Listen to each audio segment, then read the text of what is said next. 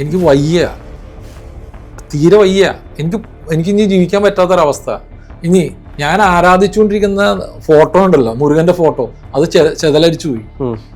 ഇത് ഞാൻ പറയണത് വെറുതെ അല്ല, വീഡിയോ സഹിതം ഞാൻ താങ്കൾക്ക് അയച്ചു തരാം. വേണമെങ്കിൽ ടെസ്റ്റിമോണി ആയിട്ട് ഇട്ടോ, അദ്ദേഹത്തിൻ്റെ അത് ഇടണം, എന്നാലേ വിശ്വസിക്കുള്ളൂ. പക്ഷെ ചില അസുഖങ്ങൾ നമുക്ക് ഈ ത്വക്ക് രോഗം, അപസ്മാരം, ഉന്മാദം, ഇതൊക്കെ നമ്മൾ ഈ ഓരോ കാര്യം കഴിയുമ്പോഴും ആണ്ടവൻ നമുക്ക് ഇത് ഞാൻ ചെയ്ത കാര്യം ഇന്നതാണെന്ന് പറഞ്ഞ് ആരെങ്കിലും എനിക്ക് വേണ്ടി എന്തായാലും അഴിച്ചു തരും. ഒരു സ്കന്ദപുരാണത്തിലെ ഒരു കോട്ട എനിക്ക് അഴിച്ചു തന്നിരുന്നു. ഞാൻ എൻ്റെ അനുഭവമാണ് പറഞ്ഞത്. കൃത്യമായിട്ട് നമുക്ക് എന്താണ് ആവശ്യം അത് വെട്ടി തുറന്നു തരികയും നമുക്ക് അസുഖങ്ങൾക്ക് മാറുകയും ചെയ്യും. +2 പഠിക്കുന്ന കുട്ടിയാണ്. മൊത്തത്തിൽ പ്രശ്നം. അവർ പറഞ്ഞാൽ ആരെക്കൊണ്ട് ആ കുട്ടീനെ ഹാൻഡിൽ ചെയ്യാൻ പറ്റില്ല. അവർ കാണിക്കാത്ത ഡോക്ടേഴ്സൊന്നുമില്ല. ആ വ്യക്തിയുടെ അമ്മ കറക്റ്റായിട്ട് മുരുകനെ ഉപാസിച്ചുകൊണ്ടിരിക്കുകയായിരുന്നു. ഇനി ധൈര്യമായിട്ടിരിക്കും. അന്ന് രാത്രിയാണ് ഈ സംസാരം ഉണ്ടാകുന്നത്. എനിക്ക് മാനസികമായിട്ട് ഭയങ്കര ഡിപ്രസ്ഡ് ആയി. കാര്യം വെച്ചാൽ ഈ കുട്ടി ഇത്രയും ഷാർപ്പ്, ഒരു കൊച്ചു +2 പഠിക്കുന്ന അവരെന്നെ ചോദിക്കുന്ന ശരങ്ങളും. ഈ ആങ്സൈറ്റി ഡിപ്രഷനൊക്കെ ഒരു നെഗറ്റീവ് എനർജിയാണ്. ഒരു നെഗറ്റീവ് എനർജി തന്നെയാണ്.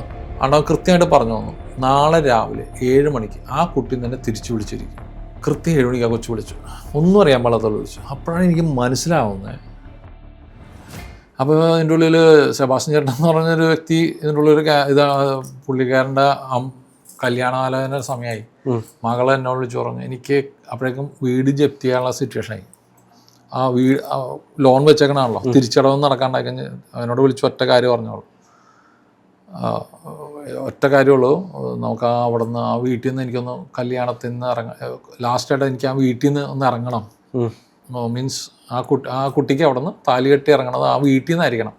അപ്പോൾ പിന്നെ നടക്കില്ലെന്ന് ഉറപ്പായി. എന്നിട്ട് വീടൊക്കെ വാടകയ്ക്ക് എടുത്തിരിക്കുകയായിരുന്നു. പുള്ളി എന്നെ കാണാനായിട്ട് പഴനി പോകാനായിട്ട് കേട്ട് പുള്ളിക്ക് അവിടെ നല്ല സ്ഥലമൊക്കെ ഉണ്ട്, കദളിക്കൊലയൊക്കെ ഉണ്ട്. രാവിലെ എൻ്റെ മുമ്പിൽ കദളിക്കൊലയൊക്കെ ആയിട്ട് വരും രാവിലെ. അന്നേരം കൊടുക്കാനായിട്ട്, മുരുകന് കൊടുക്കാനും ഗുരുവായൂരും എവിടെ അഞ്ചോ കൊണ്ടു കൊടുക്കാൻ പറഞ്ഞു. ഞാൻ പറഞ്ഞു ചേട്ടാ നോക്കാം. എന്നിട്ട് എല്ലാം പുള്ളിക്കാരൻ്റെ മകളുടെ കല്യാണം നടന്നു. എങ്ങനെയാണെന്ന് വെച്ചാൽ ആ വീട്ടിൽ നിന്ന് തന്നെ. പിന്നെ ജപ്തിയൊന്നും ആകാണ്ട് ഇപ്പോഴും അങ്ങനെ നീണ്ടു പോവുക അദ്ദേഹത്തിൻ്റെ കാര്യം. പക്ഷെ ഇവിടെ പ്രോബ്ലം ഉണ്ടെന്ന് വെച്ചാൽ പലപ്പോഴും കാര്യം നടന്നു കഴിയുമ്പോഴേക്കും ഇവരെന്ത് വെച്ചിട്ടുണ്ടെങ്കിൽ അപ്പോഴേക്കും തിയറിയായിട്ട് വരും.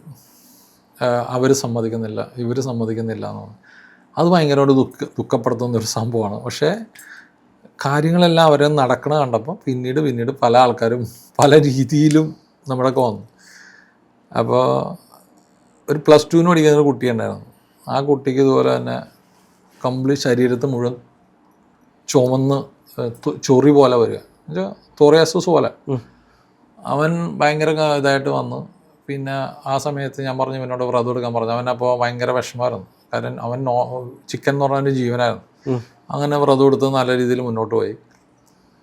അപ്പോൾ ആ വ്രതം എടുത്ത് മുന്നോട്ട് പോകുന്ന സമയത്ത് ഈ പയ്യൻ്റെ അമ്മക്ക് ഭയങ്കര വിഷമമായിരുന്നു. അപ്പോൾ എൻ്റെ അമ്മയുടെ അച്ഛനാണെന്ന് തോന്നുന്നു. അച്ഛനൊരു പൈസ ഒഴിഞ്ഞു വെച്ചിട്ടുണ്ട് എന്നാൽ അവരെന്തോ അമ്പലങ്ങളിൽ കൊടുക്കാനുള്ള. അപ്പോൾ അച്ഛൻ മരിച്ചു കഴിഞ്ഞപ്പോൾ ഇത് എവിടെയെന്ന് അറിയാൻ പാടില്ലാണ്ട് ഇവരെവിടെയോ കൊണ്ട് കൊടുത്തു. പക്ഷെ എൻ്റെ ഇടയ്ക്ക് വന്നു കഴിഞ്ഞപ്പോൾ ഞാൻ പറഞ്ഞു ഇന്ന അമ്പലത്തിലാണോ പൂജ ചെയ്തതെന്ന് വെച്ചു. അപ്പോൾ അവർ പറഞ്ഞു അതെ. അങ്ങനെ അവരെ കൊണ്ടിട്ട് കഴിഞ്ഞപ്പോൾ ഈ പയ്യനുള്ള അസുഖത്തിൽ ചികിത്സിക്കാനുള്ള കാര്യങ്ങളൊക്കെ തെളിഞ്ഞു തുടങ്ങി. മുരുകൻ്റെ അടുത്ത് ഓൾറെഡി വ്രതം എടുത്ത് പോയിക്കൊണ്ടിരിക്കുക, ഷഷ്ടിയുടെ വ്രതം എടുത്ത് പോയിക്കൊണ്ടിരിക്കുക. അപ്പോൾ അമ്പലം ഗിരിവലം വെക്കണമല്ല, ഇവരമ്മയ്ക്ക് തീരെ വയ്യ നടക്കാൻ. പക്ഷേ വളരെ സുഖമായിട്ട് ഈ അമ്മ ചുറ്റും നടക്കാനൊക്കെ, അത് ഒരു വല്ലാത്തൊരു മൊമെൻ്റ് അവിടെ ചെല്ലുമ്പോൾ ഫീൽ ചെയ്തിട്ടുള്ളത്. അങ്ങനെ അനുഭവങ്ങൾ എന്ന് പറയുമ്പോൾ ഇതൊക്കെ അനുഭവം. എന്നിട്ട് ഈ കുട്ടിയുടെ കാര്യത്തിൽ വളരെ അവൻ എന്നെ കരഞ്ഞു പറയാം, പഠിക്കാൻ പറ്റില്ല, ഡ്രസ്സ് ഇടാൻ പറ്റില്ല, അങ്ങനെ പല കാര്യങ്ങളും. പക്ഷേ കറക്റ്റായിട്ട് ഒരു ഇതെല്ലാം കഴിഞ്ഞപ്പോൾ ഞാൻ കുക്കെ സുബ്രഹ്മണ്യ സ്വാമി ക്ഷേത്രത്തിൽ ഞാൻ പോകാൻ പറഞ്ഞു. കാരണം സർപ്പദോഷത്തിന് ഏറ്റവും ബെസ്റ്റ് അവിടെ തന്നെ. സച്ചിൻ ടെണ്ടുൽക്കർ വരെ അവിടെ തന്നെ ചെന്നിട്ട് കൈയുടെ ഇതിനൊക്കെ വേണ്ടി രാഹുർദോഷത്തിനൊക്കെ പരിഹാരം ചെയ്ത സ്ഥലമാണ്. അപ്പോൾ അവിടെ ചെല്ലാൻ പറഞ്ഞു. ചെന്നു, തൊഴുത് കഴിഞ്ഞ് തിരിച്ചു വന്ന വഴിക്കും ഒരാളുടെ വൈദ്യരുടെ ഒക്കെ ഒരു നമ്പർ കിട്ടി. അതിനു മുമ്പ് ഒരു കഥയും കൂടി പറയാനുണ്ട്. ഈ കുട്ടീനെ ഞാൻ പരിചയപ്പെട്ടിട്ട് നമുക്കെപ്പോഴും ഒരു കാര്യം എടുക്കണേക്ക് മുമ്പ് എപ്പോഴും നമ്മളൊരു പ്രിക്കോഷൻ എന്ന നിലയിൽ വൈദ്യശാസ്ത്രത്തിന് കൊടുക്കുമല്ലോ, ഒന്ന് ട്രീറ്റ് ചെയ്യാൻ പറയുമല്ലോ. അങ്ങനെ എനിക്കറിയാവുന്ന ഒരു ഡോക്ടറുണ്ട്, അമൃതാനന്ദമയി അമ്മയുടെ അനിയത്തിയുടെ മോളാണ്. അമൃത ഹോസ്പിറ്റലിലെ ഡെർമറ്റോളജിസ്റ്റാണ്, ലക്ഷ്മി എന്നാണ് ആ പേര്. ആ മാഡത്തിനെ കൊണ്ടുപോയി ഡോക്ടറെ കൊണ്ടുപോയി കാണിക്കാൻ പറഞ്ഞു. കാണിച്ചിട്ട് കുറയുന്നില്ല, ഇത് അസുഖം കുറയുന്നില്ല. ഇങ്ങനെ ചികിത്സ അവസാനം വന്നപ്പോൾ മറ്റേ കീമോ ചെയ്യാനുള്ള ഗുളിക കൊടുക്കാൻ കഴിഞ്ഞപ്പോൾ ഞാൻ പറഞ്ഞു ഇനി വേണ്ട. അങ്ങനെ വിട്ട കേസ്. അപ്പോഴും ഇവരെന്നെ നിർബന്ധിക്കും. ഞാൻ പറഞ്ഞു ഇതൊന്നും വേണ്ടെന്ന് പറഞ്ഞാൽ ചികിത്സ വേണം, പക്ഷേ വൈദ്യശാസ്ത്രത്തെയും പറയണതനുസരിച്ച് ഇവർക്ക് പോയാലേ പറ്റുള്ളൂ. ഞാൻ ഇതിനൊന്നും എതിരായിട്ടല്ല കേട്ടോ പറയണേ. പക്ഷെ ചില അസുഖങ്ങൾ നമുക്ക് ഈ ത്വക്ക് രോഗം, അപസ്മാരം, ഉന്മാദം, ഇതൊക്കെ നമ്മൾ ഒന്ന് മരുന്ന് ഉപയോഗിക്കണ ഒന്ന് സ്പിരിച്വൽ വഴിക്ക് ഒന്ന് ചിന്തിച്ചു. ഉന്മാദം എന്ന് പറയുമ്പോൾ ഉന്മാദം എന്ന് പറഞ്ഞാൽ നമുക്ക് നമ്മളെന്താ പറയാ, ഇപ്പോൾ ഉന്മാദം നമ്മുടെ ടെൻഷനൊക്കെ വെച്ചിട്ട് ഈ മനസ്സിൻ്റെ ആങ്സൈറ്റി എന്നൊക്കെ പറയാം. ആങ്സൈറ്റി ആ ഒരു രീതിയിലൊക്കെ വന്നാൽ അതൊക്കെ തന്നെയാണ്. കാരണം നമ്മൾ ഡിപ്രഷൻ എന്ന് പറഞ്ഞത് തള്ളിക്കളയുമല്ലോ. ഞാൻ പറയാം, അതിനൊക്കെ ഒരു ഇതിലൊക്കെ വരാം, വിശദമായിട്ട് പറയേണ്ട ഒരു കാര്യം. ഡിപ്രഷന് ഭയങ്കരമായിട്ട് കാര്യങ്ങൾ സംസാരിക്കാനുണ്ട്. ഡിപ്രഷനും പിന്നെ അപസ്മാരവും ഉന്മാദവും ഇത് രണ്ടും ഇദ്ദേഹത്തിൻ്റെ കയ്യിലാണ്. അത് സ്കന്ദപുരാണത്തിൽ എഴുതി വെച്ചിട്ടുണ്ട്. ഞാൻ ബുക്കൊന്നും വായിക്കണ പരിപാടിയൊന്നുമില്ല. ബട്ട് ഈ ഓരോ കാര്യം കഴിയുമ്പോഴും ആണ്ടവൻ നമുക്ക് ഇത് ഞാൻ ചെയ്ത കാര്യം ഇന്നതാണെന്ന് പറഞ്ഞ് ആരെങ്കിലും എനിക്ക് വേണ്ടി എന്തെല്ലാം അടിച്ചു തരും. ഇത് ഞാൻ ഓരോ കാര്യം ചെയ്ത് തീർക്കുമ്പോഴേക്കും ഒരു സ്കന്ദപുരാണത്തിലൊരു കോട്ട എനിക്ക് അഴിച്ചു തന്നിരുന്നു. അതിനെക്കുറിച്ച് നമുക്ക് സംസാരിക്കാം. ഈ പയ്യന് സുഖമില്ലാതൊരു അവസ്ഥ വന്നപ്പോൾ ഹോസ്പിറ്റലിൽ ചെന്ന് കഴിഞ്ഞിട്ട് കുറേണ്ടായപ്പോൾ നേരെ ഇവിടെ പോവുക, നമ്മുടെ കുക്കയെ പോയിട്ട് തിരിച്ചു വന്നു. കണ്ണൂരെത്തിയപ്പോൾ ഒരു കോള് വരാം, ഒരു വൈദ്യരുണ്ട് അവിടെ പോയി കാണാൻ. അദ്ദേഹം ഒരു ഒരു കയ്യിലൊക്കെ ഒന്ന് പെറ്റാനും കൊടുത്ത് ഒരു ഇതും കൊടുത്തപ്പോൾ പിന്നെ അവൻ്റെ ശരീരം ക്ലിയർ ആയി തുടങ്ങി. അത് എന്തുകൊണ്ടാണെന്ന് വെച്ചാൽ നമുക്ക് പോകേണ്ട വഴികൾ കൃത്യമായിട്ട് അദ്ദേഹം വെട്ടി തുറന്നു തരും. ഞാൻ എൻ്റെ അനുഭവമാണ് പറഞ്ഞത്. കൃത്യമായിട്ട് നമുക്ക് എന്താണ് ആവശ്യം അത് വെട്ടി തുറന്നു തരികയും നമുക്ക് അസുഖങ്ങൾക്ക് മാറുകയും ചെയ്യും.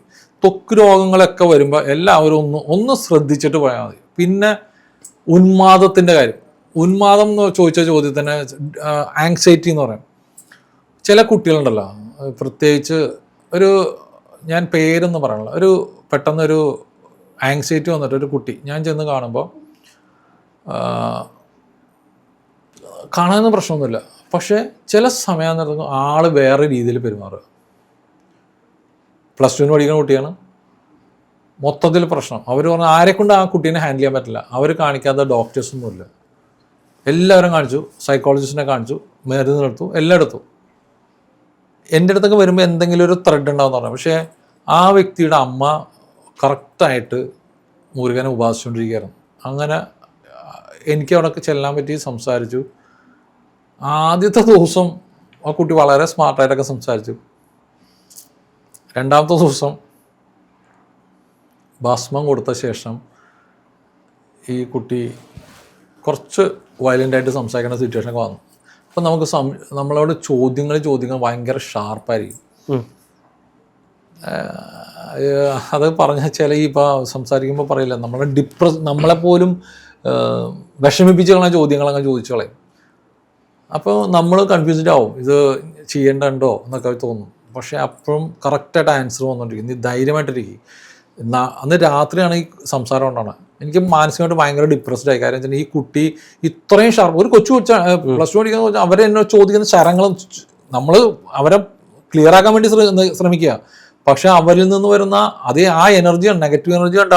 ഞാൻ പറഞ്ഞല്ലോ, ഉന്മാദം എന്ന് പറഞ്ഞൊരു നെഗറ്റീവ് എനർജി. ആ നെഗറ്റീവ് എനർജി നമുക്ക് നേരെ എറിയുന്ന ശരങ്ങളാണെന്ന് മനസ്സിലാക്കാനായിട്ട് നമുക്ക് സമയമെടുക്കും. കാരണം ആങ്സൈറ്റി ഡിപ്രഷനൊക്കെ ഒരു നെഗറ്റീവ് എനർജിയാണ്. ഒരു നെഗറ്റീവ് എനർജി തന്നെയാണ് അത്. അതിനെക്കുറിച്ച് പല തട്ടുകളുണ്ട്.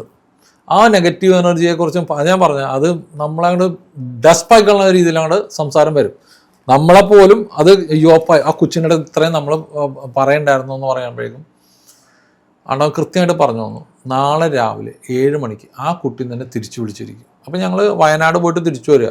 അപ്പോൾ ഉറങ്ങിയിട്ടില്ല അന്ന് വണ്ടിയിൽ നിന്ന്. കാരണം എനിക്ക് കേട്ടിട്ട് അന്നത്തെ സംഭവം കൊണ്ട് കഴിഞ്ഞിട്ടില്ല. കൃത്യം 7 മണിക്ക് ആ കൊച്ചു വിളിച്ചു. ഒന്നും അറിയാൻ പാടാത്തോളം വിളിച്ചു. അപ്പോഴാണ് എനിക്ക് മനസ്സിലാവുന്നത്, ആ എനർജികളോട് സംസാരിക്കുമ്പോൾ ആ എനർജി മൂടി തന്നെ നിൽക്കണം, അതല്ലാണ്ട് വേറെ കോംപ്രമൈസ് ഇല്ല. അങ്ങനെ ആ കുട്ടി ഇത്രയും മരുന്ന് കഴിച്ചിരുന്ന വ്യക്തി ഒരു തുണ്ട് ഭസ്മം ഞാൻ പഴനിയിൽ നിന്ന് കൊണ്ടുവന്ന് കൊടുത്തു വെച്ചു. ക്ലിയറായി. നന്നായിട്ട് പരീക്ഷ എഴുതി, നന്നായിട്ട് മാർക്കും വാങ്ങിച്ചു. അവരുദ്ദേശിച്ച ലെവലിലേക്ക് പോയി. അത് നമുക്ക് ഇപ്പോൾ പറഞ്ഞു കഴിഞ്ഞാൽ സൈക്കോളജിസ്റ്റിനൊക്കെ ചെന്ന് കഴിഞ്ഞാൽ പല പല കാര്യം, ഞാൻ ഒരാളെ നിന്ദിച്ചോ ഒന്നും അല്ല കേട്ടോ ഞാൻ പറഞ്ഞത്. ഇപ്പോൾ ഞാൻ പറയണത് സൈക്കോളജിസ്റ്റിനൊക്കെ പോകണം അങ്ങനെ ഒന്നുമല്ല.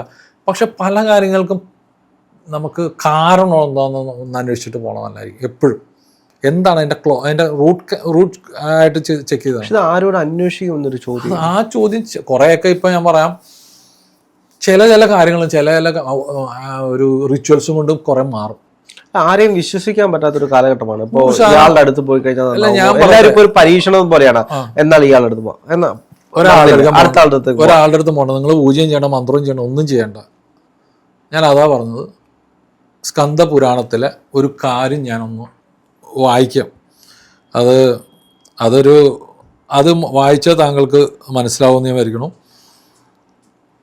ഇതിൻ്റെ ഉള്ളിൽ വ്യക്തമായിട്ട് എഴുതി വെച്ചിട്ടുണ്ട്. അത് ഇംഗ്ലീഷ് വെർഷനാണ് ഞാൻ വായിക്കണത്. He made the lord of ഗ്രഹാസ്. അതിൻ്റെ ഉള്ളിൽ ഇവിൾ ഡെമൺ ഹരാസിങ് സാഗിനീസ് എന്ന് വെച്ചൊക്കെ മനസ്സിലായോ? മറ്റേ സാഗിനീസ് ഒക്കെ പറഞ്ഞ അതിൻ്റെ ദേവിമാരുടെ കൂടെ നടക്കുന്ന കുറച്ച് യക്ഷി, അങ്ങനെ ഗന്ധർവ, അങ്ങനെയുള്ള രീതിയിലൊക്കെ പോകുന്ന ഒരു അതിൻ്റെ ഇതെല്ലാം കഴിഞ്ഞിട്ട് ലാസ്റ്റ് വരുന്നൊരു വേർഡാണ് ഉന്മാദാസ്, ഇവിൾ സ്പിരിറ്റ് ഓഫ് മാഡ്നസ്. എത്രയോ വർഷങ്ങൾക്ക് മുമ്പ് എഴുതി വെച്ചേക്കണ ഇത്. സ്കന്ദപുരാണത്തിൽ ചാപ്റ്റർ 30 അത് ഇംഗ്ലീഷ് വെർഷനിൽ നമുക്ക് സായിപ്പന്മാർ വായിക്കുന്നുണ്ടാവും, മനസ്സിലാക്കുന്നുണ്ടാവും.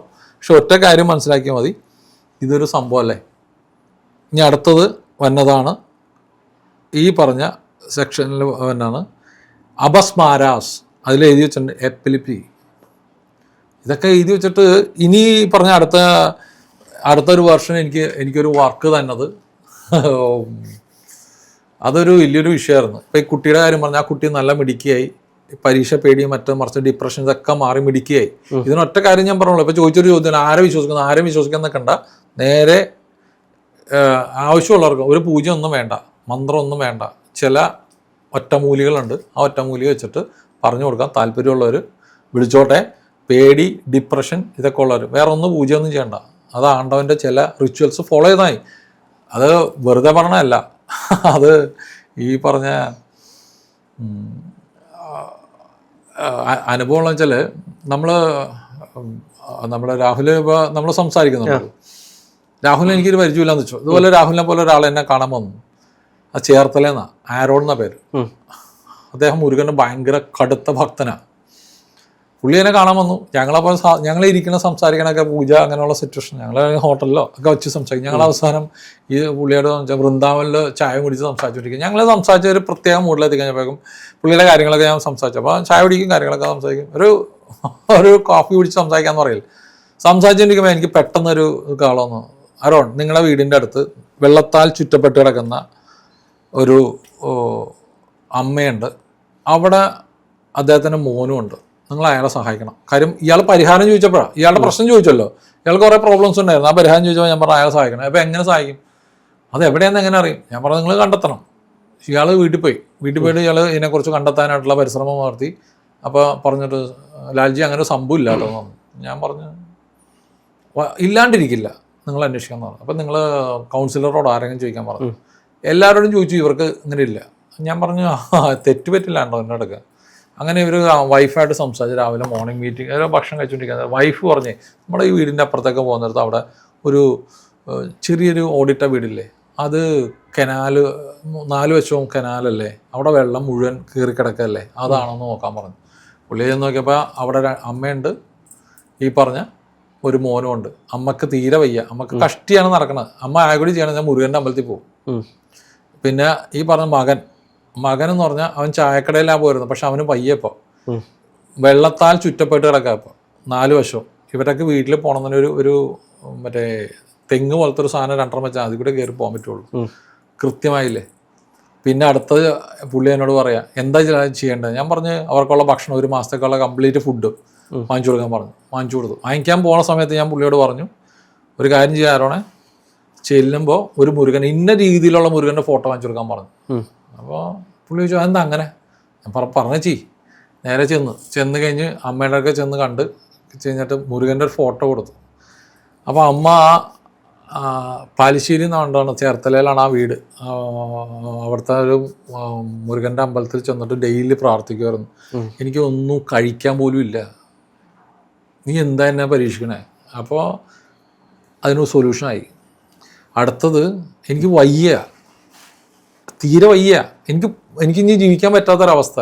ഇനി ഞാൻ ആരാധിച്ചുകൊണ്ടിരിക്കുന്ന ഫോട്ടോ ഉണ്ടല്ലോ, മുരുകൻ്റെ ഫോട്ടോ, അത് ചെതലരിച്ചു പോയി. അതിങ്ങനെ അരിച്ചരിച്ച് ലാസ്റ്റ് സ്റ്റേജാണ്. അപ്പോൾ ഇനി അത് എന്ത് ചെയ്യും? ഇതൊക്കെ ഒറ്റടിക്കാനാ പുള്ളിക്കാരന് അതേ ഷേപ്പിലുള്ള ഫോട്ടോ.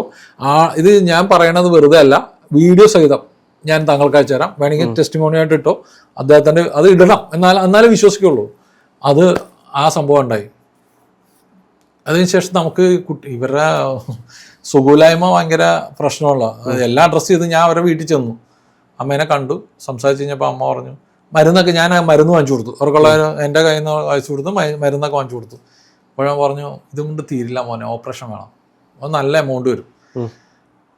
ഞാൻ പറഞ്ഞു നോക്കാം. അപ്പോൾ രഞ്ജിത്ത് എന്ന് പറഞ്ഞൊരു നമ്മുടെ ഒരു കൂടെ എല്ലാ കാര്യത്തിനും ഉണ്ടാകുന്ന ഒരു വ്യക്തി ഉണ്ടായിരുന്നു. പുള്ളിയോട് പറഞ്ഞിട്ട്, പുള്ളിയുടെ ഫ്രണ്ടാണ് മാതാമൃതാനന്ദമയി മെഡിക്കൽ ഇൻസ്റ്റിറ്റ്യൂട്ടിൻ്റെ ഹെഡ് ഓഫ് പ്രിൻസിപ്പളായിട്ട്, അദ്ദേഹം ഹരി എന്നാണോ വരുന്നതാണ്, അദ്ദേഹത്തിനോട് പറഞ്ഞിട്ട് ഞങ്ങൾ കാര്യം പറഞ്ഞു. പക്ഷെ അതവിടെ പറഞ്ഞിട്ടു.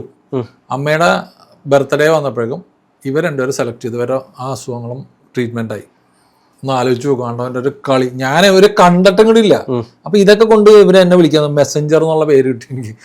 മെസ്സഞ്ചർ ഓഫ് മുരുകൻ എന്നാണ് ഇപ്പോൾ ഇവർ പറഞ്ഞു. കാരണം ഓരോ മെസ്സേജ് വരും, നമ്മളങ്ങ് പറയും.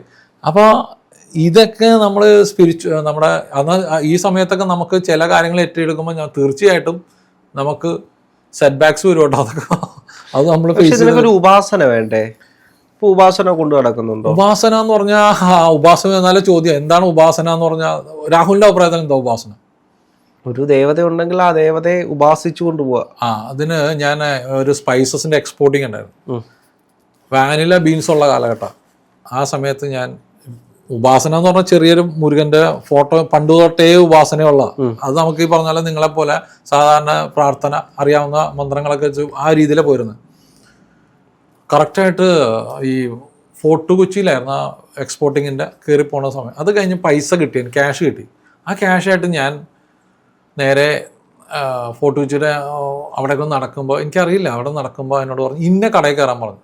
അപ്പോൾ കയറി കഴിഞ്ഞപ്പോഴേക്കും ഒരു പുരാതനമായ ആൻറ്റിക് വിൽക്കുന്ന സ്ഥലം, അവിടെ നിന്ന് ഒരു മുരുകൻ്റെ പഞ്ചലോഹ വിഗ്രഹം കണ്ടു. അത് എന്നോട് വാങ്ങിക്കാൻ പറഞ്ഞു. ആ വിഗ്രഹം ഞാൻ അഭിഷേകം ചെയ്യലും അദ്ദേഹത്തിൻ്റെ സകല അഭിഷേകങ്ങളും കഴിഞ്ഞിട്ടാണ് ഞാൻ ഇന്ന് താങ്കളുടെ മുമ്പിലിരിക്കുന്നത്. അപ്പോൾ ആ വിഗ്രഹം എന്ന് പറഞ്ഞാൽ അതിപുരാതനമായ വിഗ്രഹം. അത് എവിടെ നിന്ന് വന്നു എന്താണെന്ന് എനിക്കറിയില്ല. അതങ്ങനെ ഒരു ഇപ്പം ഉപാസന എൻ്റെ അതാണ്. മുരുകൻ്റെ ഉപാസന എന്ന് പറഞ്ഞാൽ അദ്ദേഹത്തിൻ്റെ ആ ആരതിയും പിന്നെ മന്ത്രങ്ങളും. പിന്നെ ആദ്യമൊന്നും എനിക്ക് മന്ത്രങ്ങളൊന്നും അറിയില്ലായിരുന്നു. ഇപ്പം അദ്ദേഹം ഒരുപാട് കാര്യങ്ങൾ, എല്ലാത്തിനുള്ള കാര്യങ്ങളും കൃത്യമായിട്ട് പറഞ്ഞു. ഞാനത് പബ്ലിക്കായിട്ട് പറയാനൊന്നും താല്പര്യപ്പെടുന്നു, എൻ്റെ പേഴ്സണൽ കാര്യങ്ങളാണ്, അത് ചെയ്തു പോകുന്നുണ്ട്, ആ രീതിയിൽ പോകുന്നു. പക്ഷെ ഇതെല്ലാം ആണെങ്കിൽ കൂടി വേറൊരു അത്ഭുതം കൂടി ഉണ്ടായി.